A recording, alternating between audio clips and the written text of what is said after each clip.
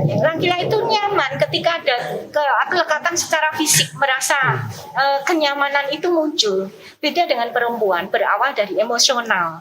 Nyamannya itu dihargai, diperhatikan, diberikan kasih sayang, dipuji mungkin ya.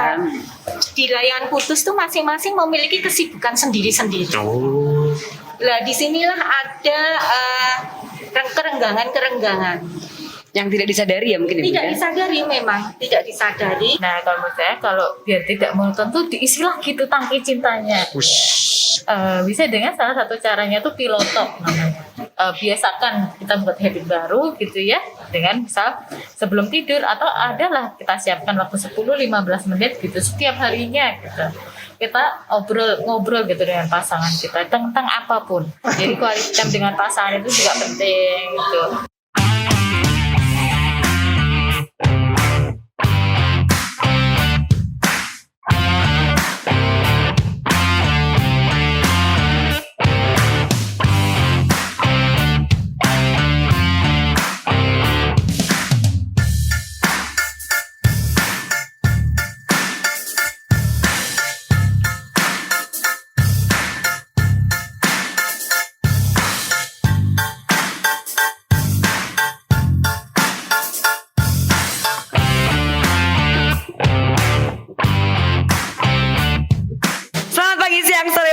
Semuanya.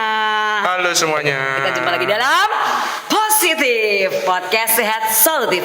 Think positif, Get more solution.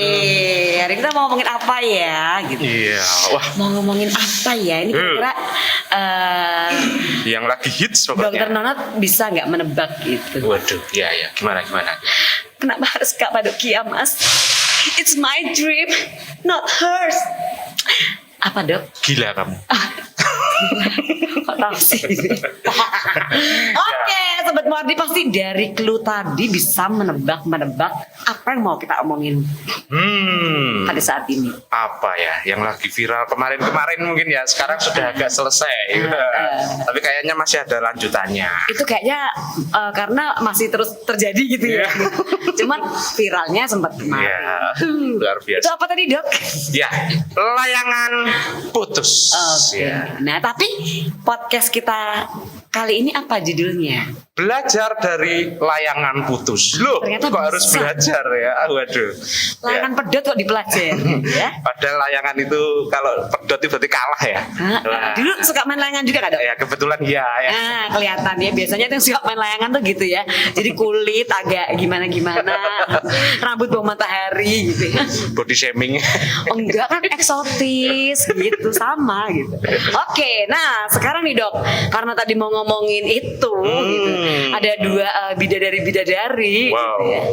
Ini bukan kinan di atas ya. Ini kita biasanya kita mendatangkan ini kan pasien atau apa. Kali ini kita tidak mendatangkan pasien Korban. atau tidak mendatangkan layangannya gitu. Kita mendatangkan ahlinya. Ahlinya. Siapa yang ada di sebelah kanan saya dan sebelah Kiri saya. kiri Dokter Nana? Yang pertama adalah Bu Elina Raharisti. Ya. Selamat siang Bu. Selamat siang. Ya, gimana Gelarnya ini agak kabarnya? panjang, Bu Elina Raharisti S. Spesi MA MA Psikolog. Psikolog. Wah, dari gelarnya aja udah ketahuan kalau beliau itu adalah seorang psikolog.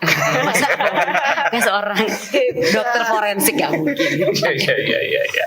Dan di sebelah kanan saya ada Mbak Risa Suryanti sama nih SC MC Psikologi. Nah hebat ini ya. Siang hari ini kita kedatangan 2 orang psikolog. Luar Mau kita biasa. ublek-ublek. Kita mau belajar tentunya bagaimana menyikapi suatu peristiwa dari apa yang sudah terjadi pada layangan putus. Iya, Gitu ya. pasti ini ya Sobat Muardi, terutama emak-emak ini kayaknya banyak yang penasaran karena sempat viral di sosmed. Tadi ya banyak TikTok atau meme-meme gitu ya yang isinya tadi it's my dream Mars. What's the fucking penthouse? 5 miliar untuk penthouse. Uang siapa Mas? Nah pasti udah banyak yang nonton dan teraduk-aduk emosinya gitu ya, nonton sambil emosi sambil nangis bomba lebay gitu kan. Dan ada juga yang menyalahkan ya, biasanya menyalahkan istrinya juga, ada yang menyalahkan suaminya. Gemes sama Mas Aris gitu ya. Ada yang menyalahkan Mbak Anya juga ya. Oh gitu. Menyalahkan atau ini? Oh, gitu. Nonton juga pasti ya. Ya, tapi gimana kita melihat dari pandangan psikolog? Betul. Ya, apa sih sebenarnya yang terjadi? Ya, langsung saja mungkin kita tanya langsung sama yang pertama mungkin sama Bu Elina dulu ya. Sama yang senior ya. Yang senior ya. Sama yang senior. Nih kita ngobrol-ngobrol tentang tadi ya Bu Elina layangan putus. Kita udah tahu kan ceritanya bagaimana dan nah itu emang nggak jauh-jauh dari Selingkuh. Kenapa bisa putus? Nah ini kita mau tahu nih, mau belajar bersama-sama Bu sebenarnya. Kira-kira kalau dari pandangan Bu Elina sendiri sebagai seorang psikolog ini kenapa sih perselingkuhan itu bisa terjadi? Pada prinsipnya begini, perselingkuhan itu sendiri adalah suatu perbuatan yang mengkhianati kontrak atau komitmen yang sudah dilakukan di antara pasangan atau suami dan istri. Nah, itu dari perselingkuhan. Ya. Dan perselingkuhannya ini tidak hanya melulu tentang seksualitas. Kelekatan emosional bisa terjadi. Waduh. Terus kemudian tentang cyberseks, pornografi itu bisa dikatakan bagian dari perselingkuhan karena di dalamnya ada dua hati selain istrinya atau selain suaminya. Seperti itu. Ya, berarti mikirin mantan itu ya termasuk perselingkuhan berarti ya? Nanya ini. Kok ternyata Langsung terstimulir.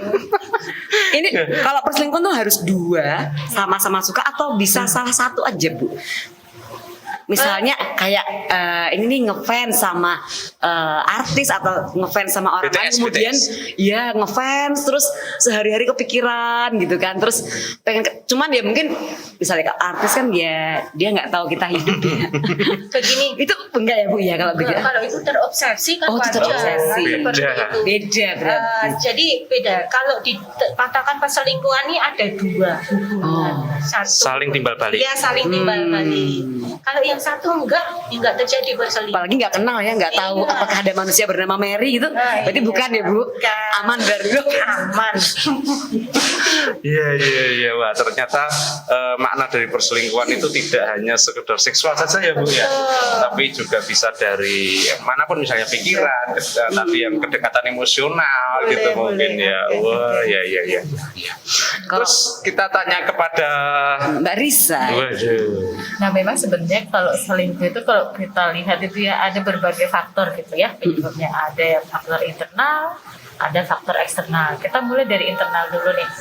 Kalau dari internal tuh ada macam-macam juga sih sebenarnya. Bisa karena mungkin suami atau istrinya kurang dihargai gitu. Jadi faktor kurang penghargaan lah. Berarti ini udah mulai masuk ke penyebab ya? Penyebab pemicu.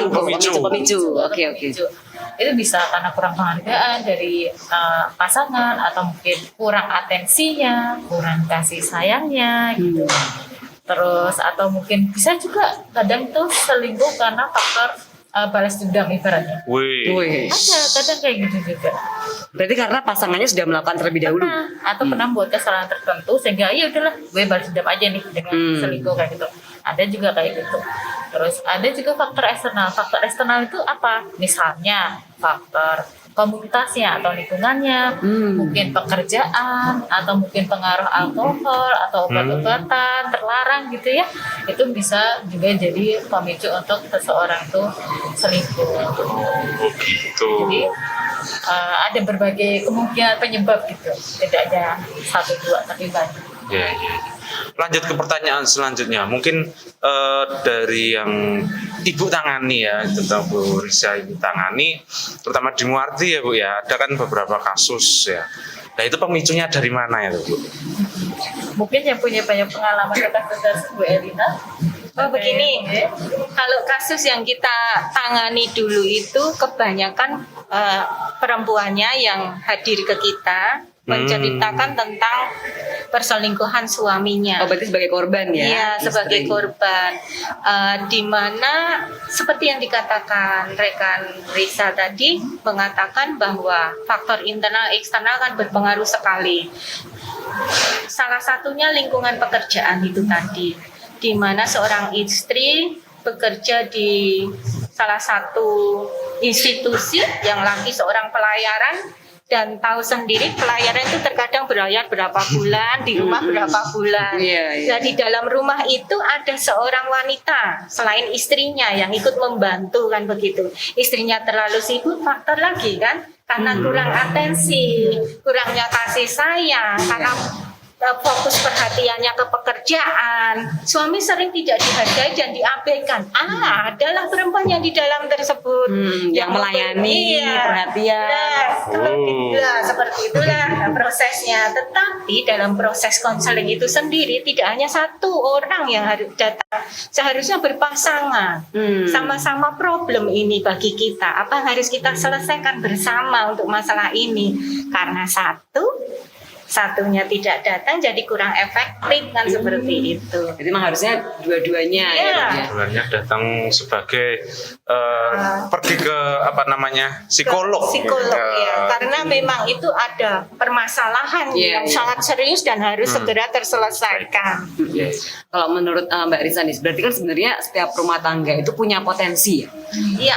Karena pasti ada masa-masa bosan atau ketika ada masalah, istilahnya semua tuh pasti punya ada kesempatan ya, ada kesempatan untuk jatuh di situ, entah dari laki-laki atau entah dari perempuan, gitu. Nah, sebenarnya lebih besar mana sih ininya antara pelakunya gitu ya. Kemudian kira-kira perbedaan kalau misalnya yang selingkuh laki-laki itu bagaimana, yang perempuan selingkuh itu yang bagaimana? Karena kadang-kadang mungkin tadi Bu yang disampaikan Bu Elina, jadi mungkin kita sudah menjalani itu, cuma kita nggak tahu itu selingkuh. Misalnya nih, yang cewek sering curhat lewat WhatsApp ke sahabatnya waktu SMA dulu gitu kan, yang beda murim ya, beda murimnya gitu ya, sahabat cowoknya sering curhat walaupun nggak pernah ketemu, nah itu apakah itu sudah masuk ke namanya perselingkuhan ya? Itu kan mungkin kita perlu agak menjelaskan nih kepada sobat Muardi semua supaya nggak mikirnya selingkuh tuh berarti harus check in nih, harus istilahnya sampai begitu ya. Apakah ada perbedaan tadi laki-laki dan perempuan, dan sampai tahap mana sih sebenarnya bisa dikatakan tuh berselingkuh? Oke. Yang pertama tadi dari misal kayak potensi laki atau perempuan itu lebih berpotensi mana sih untuk berselingkuh gitu ya? Menurut saya sih ya sama-sama punya potensi gitu ya. Maksudnya iya dong, gitu. Iya, itu tergantung dari si individualnya itu gitu. Tergantung seberapa kuat sih komitmen gitu antara si suami dan si istri itu, seberapa kuat komitmennya gitu. Nah, tadi Mbak Mary tanyakan kalau misalnya chat teman nih gimana nih gitu, apa itu juga masuk selingkuh gitu. Nah, kalau saya memahaminya begini, ketika kita kan apalagi kalau misalnya di instansi di pekerjaan kita pasti berelasinya juga nggak hanya misal cowok atau cewek gitu kan, kita kan ke semua gitu. Kalau saya sih melihatnya kita boleh kok misal berinteraksi dengan siapapun asal itu tadi komitmennya kita gitu. Apakah ketika kita tuh berelasi dengan orang lain di luar pasangan kita itu menurunkan istilahnya kadar komitmen kita atau enggak gitu. Kalau relasi kita tuh sampai menurunkan kadar komitmen kita, nah itu yang maksudnya perlu waspada gitu sih kalau dari saya. Kalau saya menyambungnya begini, tadi ada pertanyaan sekedar curhat, apakah kategori selingkuh itu masuk dalam jenis selingkuh? Nah, kan ada yang selingkuh yang menggunakan emosional nih, batin. Ada pula yang menggunakan fisik, yang check in kan begitu. Ada pula yang emosional dan fisik. Yang dikatakan di awal Mbak Mary tadi mengatakan sekedar curhat. Awalnya curhat, lama-kelamaan membentuk kenyamanan yang tidak didapat dari pasangan kita. Jadi terlalu dalam. Seperti seorang suami, kan nyaman kita dekat dengan suami, cerita sesuka kita. Nah itu beralih ke orang lain. Betul. Jadi kadarnya mirip-mirip ketika kita curhat dengan suami ya. dan tahu sendiri setelah emosional endingnya kemana kan begitu. Main hati itu kayak lagunya Andre and the Backbone. Kok aku ikut main hati. Jadi bahayanya kalau udah sampai ke main hati ya. Jadi kita berrelasi dengan siapa aja, it's okay. Tapi jangan sampai tadi ya, gara-gara dekat sama si ini tuh jadi atensi kepada suami menurun atau kepada pasangan jadi menurun. Jadi lebih memprioritaskan orang lain daripada pasangan kita sendiri. Kok tadi belum dijawab tuh, perbedaan perselingkuhan laki-laki dan perempuan ada nggak sih? Sebenarnya ada. Nah, Jadi apa? begini. Kalau laki-laki itu kan lebih tertarik pada fisik ya, variasi seksualnya, physical ya. Berawal dari tatap Mata dulu ya. Iya. Wah. Makanya lagunya Andra and Backbone kan ada salah satunya apa itu? Yang apa ya? Yang apa ya? Taunya cuma pemain hati tadi. Iya. Ingatnya itu saya. Lagu-lagu yang dari mata turun ke hati kan begitu, kurang lebih seperti itu. Berawal dari itu. Dan laki-laki itu nyaman ketika ada kelekatan secara fisik, merasa kenyamanan itu muncul. Beda dengan perempuan, berawal dari emosional. Nyamannya itu dihargai, diperhatikan, diberikan kasih sayang, Dipuji kan mungkin iya, ya. betul. Betulkah? Dan kalau ditilik jenis selingkuh yang berpotensi untuk divorce itu memang bermain emosional. Ada hati yang bicara, Tadi jenis selingkuh yang apa, Bu? emosional. Yang bisa di-pause apa? Yang bisa Berpotensi. berpotensi. Oh. Potensi divorce. Lebih kepada emosional. Iya, Iya, emosional. iya, iya. Kenyamanan kalau sudah terbentuk, tiba-tiba hilang, apa yang akan terjadi? Mencari. Makanya Berusaha untuk betul, mempertahankan. makanya yang tadi yang kita tonton itu, Kenyamanan. jadi ada orang yang pasangan berselingkuh ketahuan kapok gitu ya Bu, terus Iya. kemudian kembali ke pasangan. Maksudnya mungkin memang khilaf yang keterusan enggak nih. Karena perselingkuhan itu dilakukan dalam kondisi sadar, jadi nggak bukan khilaf ya, tapi ada yang kemudian oke lah kembali ke pasangan karena tahu itu salah atau Iya. berdosa gitu ya. Tapi ada juga yang tadi udah ketahuan, yang seperti yang kita lihat ya udah ketahuan, bahkan disuruh memilih, tetap memilih Dua-duanya. dua-dua, tapi kan nggak mau dimadu yang satu ya kan. Akhirnya rela kehilangan anak istri demi orang lain. Itu Pakai mungkin juga hati itu itu juga udah jatuh hati rempelo dan semuanya kayaknya gitu. Ya, oke.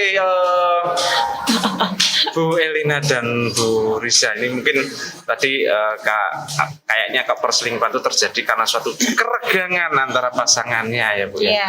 Tapi kalau dari sinetron itu Bu, yang tadi sempat dibahas di awal itu Layangan Putus, itu perselingkuhan terjadi pada keluarga yang tentram, adem ayem, udah punya anak, mungkin istrinya juga cantik. Iya. Apa itu penyebabnya? Apa mungkin ada faktor yang lain selain Kalau dari internal mungkin? berkiblat dari layangan putus. Layangan putus itu kan ada seperti yang diuraikan rekan Risa tadi yang mengatakan faktor internal dan eksternal. Kan di layangan putus tuh masing-masing memiliki kesibukan sendiri-sendiri. Oh. Lah disinilah ada kerenggangan-kerenggangan. Yang tidak disadari ya mungkin Tidak ya. disadari, memang tidak disadari. Dan mulai seorang istri biasanya kalau fokus sudah kehamilan kan, Iya. fokus tentang kehamilan, Punya anak juga, ya kan? perhatian itu kan mulai berkurang untuk suami. Nah itu satu. Yang kedua, kemudian faktor internal yang disebutkan rekan Risa tadi, kurangnya komunikasi. Walaupun ditilik itu sering komunikasi ya, tapi Iya loh. kurang Padahal itu ya mesra banget. Mesra banget kan. Kalau yang udah nonton itu pasti udah banyak kemesraan dan keromantisan. Kalau Plus. di balik kemesraan itu apa yang terjadi? Kayak seolah-olah itu bermain peran. Oh, Iya kan, siapa ada ini? Yang laki-lakinya laki-laki, berarti ya? iya, Oh, sudah ini. ketahuan selingkuh tapi bisa menyalahkan yang diselingkuhi kan terjadi di pernikahan ini teknik pertahanan diri. Oke. Reaksi formasi terjadi. Iya, jadi kayak misalnya karena udah tahu nih yang pihak yang melakukan ya di luar salah, di rumah kayak jadi Iya. lebih baik, jadi lebih sweet supaya menutupi kesalahannya gitu ya. Betul itu tuh manipulatif. Dan itulah yang orang memandang dari permukaan kesannya romantis kan begitu, apalagi kalau di teman-temannya yang laki-laki mengatakan pada dia bos up sama perempuan tapi ada pekerjaan lain kan begitu ya. Iya, iya. Enggak lah, saya kan laki-laki yang gitu. Superior. Pencitraan. Iya, pencitraan menunjukkan bahwa dia adalah orang setia Oke. yang peduli dengan keluarga. Iya, yang kayaknya nggak mungkin deh. Iya. Tapi dari kacamata kita sebelum mengetahui yang sesungguhnya kan itu terkesan harmonis, Iya, terkesan betul. romantis, Betul. terkesan adem ayem, tapi Iya. kita tidak tahu yang sesungguhnya. Betul. Nah tadi Bu, kembali lagi penyebabnya tadi ya. Jadi misalnya kok kurang komunikasi bla bla bla. Misalnya nih yang istri atau pasangan gitu ya yang korbannya gitu ya merasa perasaan sudah komunikatif, udah perhatian, tapi kok tetap ini. Nah itu ada nggak sih faktor misalnya dalam hal ini ya Bu ya, contohnya misalnya di serial tersebut itu kayak laki-laki tuh misalnya punya jiwa apa sih, menantang, jadi kayak ini udah membosankan, maksudnya bukan membosankan ya, jadi kayak monoton. iya kan, kok kan sama istri udah dapet nih, wah kayak udah dapet piala tuh kayak udah menang, udah nggak menentang, kok ini ada yang wah tadi ya dari mata dulu kan Bu, kemudian kok lebih ini, terus kayak tertantang jiwanya untuk menaklukkan. Nah apakah laki-laki itu memang memiliki itu, jadi kayak karena udah adem ayem, udah bahagia, begitu ada kesempatan kayak dia tertantang dan ingin melakukan sesuatu yang lebih menunjukkan kejantanan atau misalnya ya itu. Ada nggak sih memang laki-laki memang punya itu nggak sih Bu? Punya itu apa maksudnya? Punya faktor tadi, punya faktor udah baik semua, tapi kok kayaknya monoton, terus pengen mencoba yang wow gitu. Ini tadi yang dikatakan adalah jenis selingkuh secara fisik ya, variasi seksual.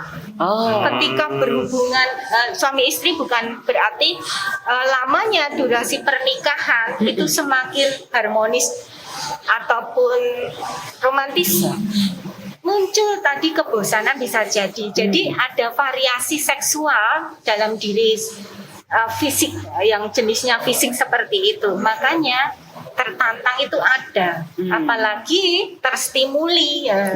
Terstimuli cepet banget kan. Iya, apalagi yang menstimuli ini gitu ya. Gitu ya. Hot gitu ya. Ya enggak gitu. Dan gini, sesuatu yang sifatnya itu karena variasi seksual tadi ya tidak didapatkan dari istri. Karena istri durasi lama pernikahan itu kan wajar, ada masa-masanya on, ada masa-masanya off kan begitu. Jadi variasi inilah yang membuat seseorang tertantang untuk melakukan sesuatu kan begitu. Padahal harusnya kalau kita boleh mendidik lagi tadi ada komitmen ya Bu. Betul. Walaupun harusnya, kok jadi sakus yang harus menggebu-gebu tapi harusnya inget ya. Iya. Jadi perlu ada pagar-pagar itu ya, kalau nurutin Iya betul. yang di ini. Iya. Saya menjadi diskriminasi karena di sini saya cowok sendiri. Untung nggak dicubitin ya. Ya walaupun wajahnya juga agak mirip sama Mas Aris ya. Sekali. Ya mungkin dari menyambung pertanyaannya Mbak Mary tadi ya, saya mau tanya kepada Bu Risha, bagaimana sih ya caranya biar istilahnya tidak monoton itu ya, istilahnya biar suatu hubungan itu tidak membosankan gitu Bu, kalau suatu pernikahan lah ya.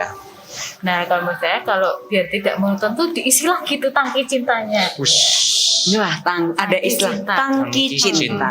Nah gimana nih caranya, bisa dengan Kepom cinta, bukan? Apa itu? Kan tadi tangki. bisa dengan salah satu caranya tuh pilotok namanya. Pilotom. Pilotok. Pilotok.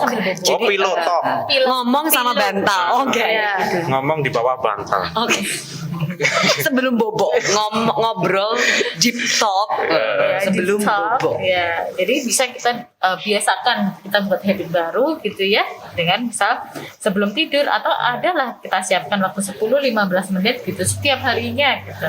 Kita ngobrol gitu dengan pasangan kita tentang apapun. Tidak hanya eksternalnya, jadi tidak eksternal tuh dalam artian tadi gimana kerjanya gitu ya. Tapi perlu juga loh kadang itu kita nanyakan internalnya pasangan kita. Contohnya Gimana nih? Happy nggak Mas hari ini?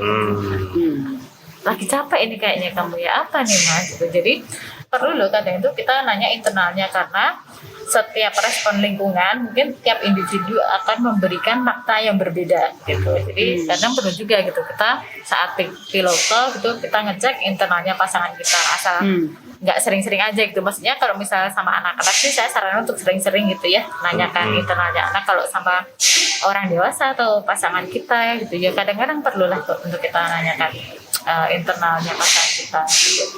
Terus bisa dengan kita perlulah untuk pasangan ini satu waktu, 2 waktu gitu keluar bersama-sama gitu. Jadi maksudnya Berdua saja. pacaran lagi. Berdua saja tanpa anak-anak mungkin dulu ya. Kita Titipin dulu ya. ke utinya gitu ya. Jadi quality time dengan pasangan itu juga penting gitu. Atau misalnya dengan jelajah apa ya, kita kembalikan lagi memori dulu gitu. Misalnya sebelum nostalgia mungkin ke tempat dulu Napak tilas. kenangan napak tilas kayak gitu ya. Gitu, iya. Nah, Dulu pertama beli bakso di sini. Sekarang udah jadi Pizza Hut. Iya. Saya tambah ini yang tambahan mengenang flashback kala itu kan begitu, yang bisa merasakan gairah lagi ketika ketemu pertama kali. Kan ada ini kalau laki-laki sebuah tantangan kan begitu. Wah, Perempuan kan challenge. merasakan ekspresi atau suasana hati yang bagaimana begitu ketika bertemu dengan calon pasangannya ketika itu. Diingatkan kembali imaginary seperti tadi jalan-jalan nostalgia. Iya. Tempat mana toh dulu pertama kali kencan kan begitu. Terus kalimat apa yang pertama kali diucapkan kan? Dulu nembaknya gimana? Begitu. Ya, jujur saja ini aku agak merinding ya, karena kenapa? ibaratnya dari saya sendiri tuh jarang melakukan itu. Ya, wajar. Dan sesuatu yang hal yang dilupakan mungkin, terutama saya dan mungkin pasangan-pasangan sobat Muardi ya. Maksudnya pilotok, turu ae. Terus kadang-kadang flashback, alah ngopo flashback macem-macem lah. Kadang kan gitu ya. Tapi ternyata itu dari psikolog sangat-sangat penting sekali. Ya. Biasanya sering aware tuh malah yang perempuan, dan laki-laki tuh seringnya gitu. Iya nggak sih? Kita tuh kan pengen dia romantis, tapi apa sih? Udah ada anak-anak. Biasanya gitu nggak sih? Cowok ya kayaknya lebih apa sih gitu. Kalau cewek sih seneng-seneng aja ya Bu kita ya gitu. Jadi bapak-bapak tolong ya gitu. Jangan dianggap lebay kalau istrinya. Diskriminasi lagi ya. Istrinya enggak, kecuali dokter. Contoh lah dokter Non. Oke. Nih Bu Nonat nonton ya Bu Nonat. Terus apa lagi nih selain tadi Pilotok dan flashback dan tadi kayaknya membahas tadi variasi Bu. Variasi seksual Penting. Ya. Biasanya di kamar sekali-kali di atas genteng. Jadi soalnya kan gitu, yang biasanya laki-laki itu kan ini ya Bu, imajinasinya luar biasa. Jadi mungkin perlu ya sekali-sekali pilotok tuh membahas, Mas, imajinasimu apa? Jadi Tarzan deh. Gitu. Itu sebenarnya hal yang sepele, tapi ini mengurangi kebosanan sebenarnya. Tidak harus selalu melulu di kamar. Iya. Saya pernah boleh kalau bisa. Saya pernah ini nih Bu, mendengarkan podcast artis gitu kan, selebritis di tanah air gitu. Jadi tuh dalam berhubungan gitu sampai punya koleksi berbagai macam kostum katanya untuk untuk ini suami ya, menyenangkan suami. Mungkin hal-hal seperti itu kadang-kadang tabu ya dilakukan. Aslinya kita apaan sih gitu, gantian kadang istri apaan sih, padahal ternyata itu nggak masalah ya, daripada main kostum konsumen sama orang lain dia kan mending sama istri sendiri ya. Jadi kadang-kadang dia kan imajinasi laki-laki sampai segitunya gitu ya. Itu Mungkin itu kaitannya sama kebutuhan fisiologi juga kali ya. Kita sebagai manusia kan ya otomatis itu memang udah kebutuhan basicnya kita gitu. Jadi kita ketika sesuatu terjadi itu kita lihat dulu nih, kan ada 5 basic atau 5 kebutuhan manusia itu ada 5. Pertama tuh fisiologi. Nah, kita cross check dulu misalnya dengan pasangan kita. Mohon maaf, untuk seksualnya itu sudah terpenuhi belum gitu dengan si pasangan. Kita harus cek dulu kebutuhan untuk fisiologinya. Kemudian yang kedua kita cek juga gitu. Yang kedua itu kebutuhan untuk rasa aman. kebutuhan rasa aman. Ya, rasa aman itu apa ya? Rasa aman untuk berekspresi, untuk mengeluarkan pikiran, perasaan. Kita cek juga, maksudnya kita apakah sudah memberikan rasa aman kepada pasangan kita. Kemudian yang ketiga, rasa kasih sayang, perhatian. Manusia butuh itu. Nah, kita cek juga kira-kira nih pasangan kita sudah dapat belum ya gitu. Nah, terus yang selanjutnya kebutuhan untuk dihargai. Nah, pasangan kita sudah dapat belum apresiasi dari kita gitu. Sudah saling mengapresiasi belum nih? Para pasangan. Yang terakhir adalah aktualisasi, kebutuhan aktualisasi. Kan aktualisasi itu dalam artian bersosialisasi gitu, berelasi dengan orang lain gitu. Itu 5 kebutuhan dasar manusia gitu. Jadi ketika terjadi sesuatu yang agak menyimpang gitu, kita cross check dulu apakah memang kebutuhan dasar ini sudah terpenuhi atau belum gitu, termasuk tadi nyambung ke kebutuhan fisiologi gitu ya, kemudian untuk seksual. Salah satunya pilotok itu tadi untuk saling terbuka ini terkait dengan hubungan seksualnya. Saya nggak nyaman seperti itu, harus terbuka, bukan hal tabu. Betul, saling mengutarakan ya. Yang satu sudah terpuaskan, yang satu belum, juga faktor itu nanti harus terbuka. di tengah-tengah. Iya, bisa dipakai ketika pilotok dan lain sebagainya. Harus dibahas ya. Jadi Iya, istrinya maunya gimana, suami maunya gimana, jangan salah satu memaksakan atau yang salah satu juga memendam gitu ya, Bu ya. Luar biasa Ini sekali. emang ini nih, Bu. Banyak ini. Sama satu lagi nih, Bu. Saya pernah dengar 5 bahasa cinta. Mungkin kadang-kadang tuh setiap pasangan tuh punya beda. Jadi ada yang pasangan yang bahasa cintanya tuh mungkin dia give, hadiah gitu. Tapi suaminya nggak ngerti nih, istrinya cuman taunya mungkin istrinya cuman seneng di antar-anterin, padahal istrinya juga pengennya dibeli-beliin misalnya. Atau dia mungkin bahasa kasihnya ada yang kalau nggak salah ada yang waktu juga ya. Bahasa kasihnya waktu, pengennya kan ditemenin, tapi suaminya nggak paham misalnya. Taunya yang penting tiap bulan tak kasih uang belanja selesai gitu. Nah itu seberapa besar sih peran saling pemahaman terhadap bahasa kasih itu terhadap suatu pernikahan, Pak? Itu penting sekali. Faktor kerenggangan emosional kan di mana komunikasinya itu tidak tersampaikan. Nah makanya keterbukaan penting. Mungkin dengan Pillow Talks ini momen spesial apa ini? Langsung saja, aku pingin sesuatu yang berbeda dari biasanya kan begitu. Contohnya kan salah satu, karena apapun yang laki-laki kan biasanya menganggap perempuan kan paling rumit nih, bahasanya bahasa isyarat. Iya kan, kebatinan itu. Maunya apa jadi serba salah kan begitu. Perlu itu. Dan suami juga harus peka, ada sesuatu yang berbeda. Mungkin ditanya ini jawabannya sepatah. Sudah pasti ada sesuatu ini kan. Suami harus apakah terhadap hal itu tidak biasanya begini itu kepekaan penting juga suami. Dan jangan merasa bahwa suami saya tidak romantis, suami saya cuekan.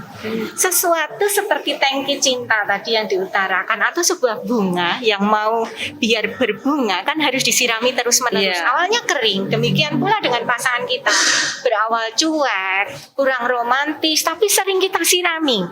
Jadi kita aja ya, Bu. Iya, kita biar aja suami nggak romantis, kita yang romantis. Tapi lama-kelamaan ada sesuatu yang hilang kalau istri nggak melakukan itu, karena kebiasaan jadinya tervibrasi, tertular kan begitu. Jadi jangan takut, suami saya cuek, nggak romantis kan. Pertama biasa gitu. Karena airnya sedikit ini Maya dituangkan bunga. Sedikit lama-lama suami ngikut kita. Saling romantis ya. Betul, saling Jadi mendukung. Jadi kayak berinisiatif gitu ya, Betul. tidak harus menunggu dari Betul. pasangan, tapi kita juga bisa memulai. Betul. Nah, sebenarnya banyak yang harus dipersiapkan dalam sebuah pernikahan ya Bu ya. Nah, ini ngomong-ngomong persiapan pernikahan tadi Bu, ini kapan sih pasangan bisa nonton ini masih single-single atau mungkin sudah punya pacar gitu ya. Nah, kemudian ingin memutuskan Menikah. Karena ternyata pelajaran dalam sebuah pernikahan itu kan perlu dipersiapkan ya dengan matang. Nggak bisa yang I love you, you love me gitu langsung. Makan apa kita nanti? Ya kan? Hidup gimana kita nanti? Jadi belajar supaya nggak putus di tengah jalan, memang perlu ada persiapan yang baik. Nah, menurut Bu Ain dan Bu Risa nih, kira-kira kapan mulai sebuah orang yang mulai berpacaran atau berkomitmen serius, perlu nggak sih konseling, kemudian apa sih yang perlu dipersiapkan untuk kita supaya sampai nggak pedot di tengah jalan tadi? Kalau saya mengatakan perlu dan beberapa literatur perlu mungkin sudah digalakkan di setiap puskesmas di Yogyakarta. Oh, iya. Namanya konseling pranikah. Nah, di situ akan membahas tentang komitmen. Apa saja yang harus dilakukan, apa saja yang tidak boleh dilakukan terhadap saya atau terhadap pasangan. Nah, seandainya ada sesuatu yang melanggar aturan ini, sanksinya apa? Di awalnya begitu. Jadi semua komitmen itu tak kan gitu. Perlu ditulis nggak sih? Peraturan tertulis. Biasanya memang ditulis itu.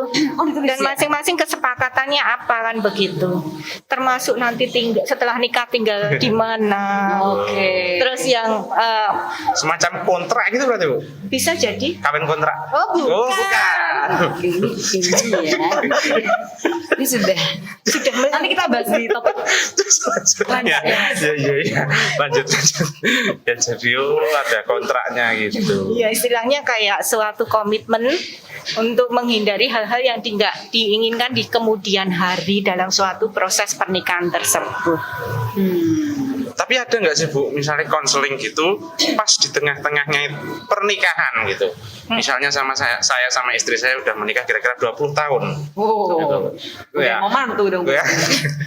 Nah itu kadang-kadang kan rasa cinta mungkin sudah berkurang. Terus perlu nggak sih suatu konseling atau konseling pernikahan lagi gitu loh? Untuk Betul. gimana? Supaya jangan sampai konseling pada saat udah putus. Maksudnya kadang gitu ya, orang datang ke konselor atau datang ke psikolog atau datang ke konselor tuh ketika ya sudah terjadi gitu kan, ketika sudah jadi korban atau baru datang. Nah ini kapan sih suatu pernikahan harus aware nih? Kayak perlu Datang ke seorang ahlinya gitu ya.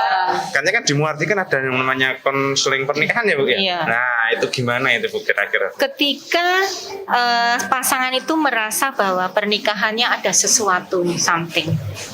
Salah Itu satu apa Bu biasanya? konflik, ketidaknyamanan, membuat konflik, kemudian yang satu tidak pernah bisa mengalah, harus melibatkan pihak ketiga kan begitu. Pihak ketiga dalam tanda kutip bisa ke ahli, bisa orang yang disegani oleh salah satu pasangan tersebut. Karena dirasa ketika diselesaikan bersama tidak ketemu Tidak ada solusinya. Nah, dan di sisi lain karena faktor-faktor lainnya juga, faktor eksternalnya, termasuk dalam hal ini ada kehadiran orang. Jadi ketika menemukan misalnya itu Keempat. kok ada noda lipstick di baju saya, ini aroma parfum siapa? Padahal parfumnya sendiri. Oh, lupa ya ganti, ya, lembut pakaiannya ganti. Ketika mungkin ada, Ya, karena biasanya kecurigaan wanita berarti itu ya. feelingnya kuat ya. Dari drama-drama yang saya tonton itu biasanya tuh, ya wanita tuh punya feeling gitu, ini something wrong. Padahal di rumah baik-baik aja nih gitu kan. Tapi kok ada yang mencurigakan itu, boleh ya Bu ya? Boleh datang ke Boleh, tetapi gini, terkadang suami pun juga memiliki feeling ya. Ya, kan? Jadi begini loh, sebuah perselingkuhan tidak melulu dilakukan oleh si laki-laki itu Iya. tidak. Bisa juga terjadi pada perempuan kan begitu. Laki-laki juga feelingnya kuat juga ya Bu? Atau Kalau sudah kelekatan emosionalnya lama itu kan ada sesuatu yang berbeda dari suami. Lah, laki-laki itu lah. Ketika Menarik. mengetes istrinya ada sesuatu, kembali lagi karena faktor variasi seksual, kemudian ketertarikan fisik itu bisa mendeteksi suami saya ada masalah apa ini. Kayak enggan untuk berhubungan, tidak seperti biasanya, dengan tidak ada faktor penyebab. Loh, mungkin istri saya letihan begitu. Beda. Salah satunya itu kelebihan laki-laki dalam mendeteksi. Coba nanti. Coba dites. Coba. Belajar lebih banyak gaya. Lebih banyak gaya. Oke. Tadi kembali tadi ya yang kalau kita mau konseling nih ya, terutama di Bu Erina, Bu Risa ini kan ada di klinik psikologi ya, di Rumah Sakit Muardi. Jadi kalau misalnya memang kita ada sesuatu yang perlu dikonsulkan gitu kan, itu gimana Bu alurnya? Kalau tadi misalnya untuk mau menikah gitu kan, butuh konseling lebih dalam gitu atau persiapan pernikahan tuh kalau di Muardi bagaimana Bu? Alurnya seperti pasien pada umumnya ya, datang di tempat pendaftaran, nanti ke polipsikologi, mengendaki psikolognya siapa. Oke. Begitu. Di situ nanti baru akan digali-gali Boleh. dan Namanya assessment bukan digali-gali. oh namanya assessment. Gali-gali Jadi akan nanti. di ini ya. Iya betul. Ya, Digali. Mbak Mary mungkin sudah punya nomornya Bu Elina. Oh iya, Janjian. Japri. Karena iya Kan juga dapat tuh. di klinik psikolog kita apa aja Bu pelayanannya Bu? Mungkin bisa diceritakan ke teman-teman Selain Sobat dari Muardi. konseling pernikahan, Oke. mungkin. Kebetulan kita fokusnya sama. Rekan Resa juga di anak, Oh anak. kita juga anak, remaja dan keluarga. Oh. Jadi sama. Kalau terkait keluarga, terkait anak, pasti ada orang tua yang Iya, iya. dibaliknya. Entah itu kasus perkawinan, dampaknya kan ke anak. Nah, kasus-kasus prestasi belajar dan lain-lainnya itu kan anak orang tua ikut terlibat. Jadi kalau ditilik, sebenarnya siapa sih kliennya? Bisa anak, bisa remaja, bisa dewasa, bisa lansia. Iya iya. Nah, iya. Semuanya. semua umur. Berarti kalau dikaitkan dengan apa yang kita bahas hari ini kayak dampak sebuah perselingkuhan misalnya gitu, anak juga kan sebenarnya terdampak juga ya Bu. Betul. Dan orang tua. Orang tua terutama. Dan orang tuanya orang tua. Ya, Uti, bayi, Kakung ya. juga.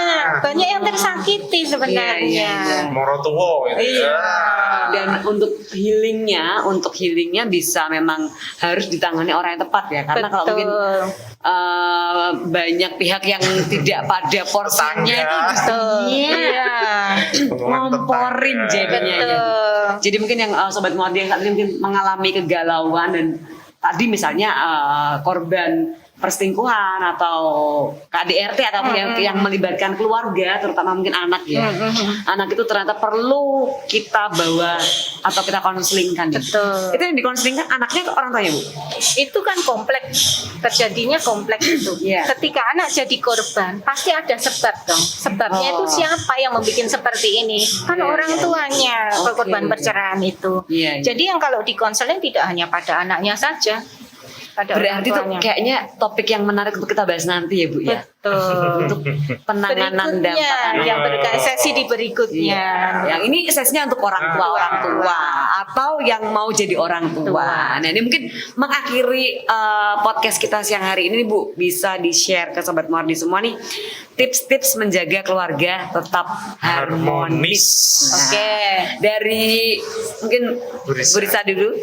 Jadi untuk kita bisa sebenarnya caranya biar keluarga kita harmonis, biar keluarga kita baik gitu ya.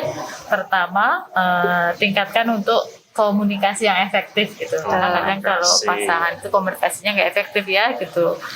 Komunikasi efektif itu tentu saja saling bisa menerima dengan apa yang disampaikan, gitu, apa yang dipikirkan. Gitu. Yang kedua tingkatkan untuk komitmen. ingat-ingat kembali dulu ijab kabulnya gimana gitu. Jadi momen-momen seperti itu kita bangkitkan kembali. Terus dan selanjutnya jangan lupa kita punya Tuhan, selalu libatkan Tuhan dalam setiap langkah kita gitu. Jadi selalu selipkan doa untuk pasangan-pasangan kita, untuk pasangan kita nih biar selalu dijaga oleh Tuhan. Gitu. Terus selanjutnya jangan lupa untuk juga mengisi tangki cintanya. Oke, Betul. oke. Kalau dari saya itu ada tambahan? Oke. Kalau saya menekankan masing-masing coping. Coping masing-masing pasangan. Oh. Coping ada dua, coping pada diri kita sendiri maupun coping sebagai pasangan. Karena semua pasangan tidak ada yang sempurna, kan begitu. Kita lihat setiap hari naruh handuk sudah dikasih tahu di situ, itu konflik kecil, lama-lama merocos kan begitu. Kita bisa sadar, tahan, tahan, selesaikan dulu. Ini diberitahu tidak pada saat ini, nanti harus kasih tahu. Libatkan anak motivasinya. Ingat perilakumu seperti ini bisa dikopi anakmu loh. Nah, begitu. Selalu libatkan keluarga di dalamnya. Karena motivasi terbesar adalah anak. Iya. Jadi selesaikan dulu coping dalam diri kita, hindari melukai hati diri. Luka hati, hindari hal-hal yang melukai diri sendiri. Kalau tidak mau merasakan hal-hal yang negatif, ya jangan melakukan perbuatan negatif. Contohnya ikut ini ya kasus-kasus layangan putus, jadi gemes sama Mas Aris, dimanapun kayak tersugesti untuk memberikan Mencurigai pasangan misalnya. Itu kalau sampai curiga terus apa nggak melukai diri kita betul. sendiri, itu coping pada diri kita sendiri. Terus kemudian cinta diri mulai mulailah cinta diri, kontrol diri itu penting. Ini coping dalam diri. Yeah. Terus coping sebagai pasangan saling melengkapi nih, mendukung apapun yang diinginkan suami asalkan itu pada rel yang tepat. Jadi suami umpamanya ini kan terkait pandemi dan lainnya banyak korban PHK, ingin usaha tertentu tapi tidak dapat dukungan istri, kan sesuatu hal yang bahaya. Warning Begitu. Jadi memberi dukungan, saling mendukung, semua nggak ada yang sempurna, saling melengkapi. Dan seperti yang disebutkan lagi, tangki cinta, komunikasi terpelihara, seperti yang disebutkan rekan Riza, yang satunya adalah selalu melibatkan Tuhan dalam setiap apapun yang kita lakukan. Iya, jadi bisa disimpulkan ada 3K tadi ya. Iya. Komunikasi, komitmen, coping. Nah, bisa. Coping susu, kayaknya. Kopi. Copingnya ada dua, coping terhadap diri sendiri dan coping sebagai pasangan. Wah, ini tipsnya banyak banget dan kayaknya menurut saya sih bisa diterapkan ya. Bisa kita coba. Jadi Kadang-kadang lupa itu ya, lupa kita terapkan. Sebenarnya kita udah tahu tapi momen kalau lupa ditonton lagi. Tenang aja, di YouTube, di Spotify bisa diputar ulang berkali-kali. Jadi ada rekamannya. terutama di menit-menit terakhir ini ya. Jadi di tips-tips Krusial. dari Bu Elina dan Bu Risa bisa didengarkan lagi dan diresapi kemudian dilakukan. Oke, terima kasih sekali kehadirannya Bu Elina, Bu Risa, Kakak Risa ya. Kakak Risa dan Kakak Elina. Iya, ini luar biasa sekali. Kita udah banyak sharing-sharing ya dari web series tadi gitu ya. Dari kegemasan itu kita ternyata bisa dapat banyak pelajaran, terutama sebagai pasangan suami istri. Dan semoga bermanfaat podcast kita kali ini. Jangan lupa untuk subscribe ya di YouTube kita dan ada di Spotify juga. Ya, sekian untuk podcast kita pada hari ini. Sampai bertemu di episode selanjutnya. Positif, podcast sehat, Solutif. think positive. Get more solution. Bye.